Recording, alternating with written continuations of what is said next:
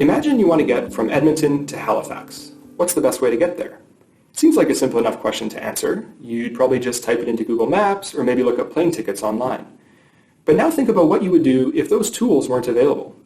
Without sufficient information, it would be a lot harder for you to get where you want to go. And more importantly, it would be harder for you to decide on the best way to get there. Well, that's very similar to the challenge we face of reducing greenhouse gas emissions, particularly for complicated industrial sectors like pulp and paper. We know where we are at a high emissions level, and we know that we want to start moving towards a low or even zero emissions level, but there's no clear map to take us from point A to point B. And that can be a major problem for policymakers, industry participants, and others in the fight against climate change. So how do we solve this problem?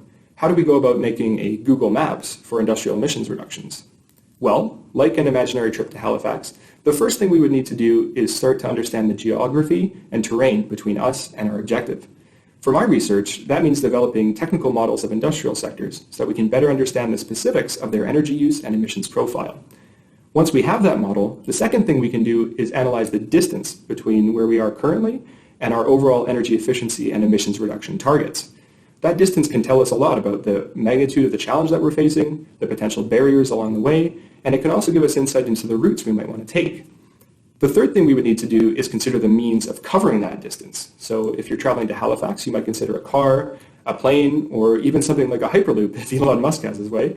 And each of those is going to have different advantages and disadvantages that we'll have to consider in order to choose the best option. For industrial climate policy, it's similar, except instead of a couple options to consider, we might have literally hundreds of different technology options that can help reduce emissions.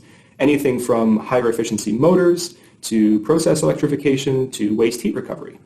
And so with my model, we can actually analyze how all of these different technology options, and the many others, can work together to meet our energy use and emissions goals.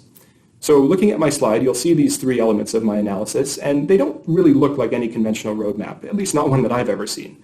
But in reality, they serve the same purpose. They help us identify the most effective pathways to get where we want to go. And so overall, my master's thesis can be thought of as developing a tool like Google Maps for understanding the best way to reduce industrial emissions. Right now, I'm focused on the pulp and paper sector here in Canada, which is one of our most energy-consuming sectors.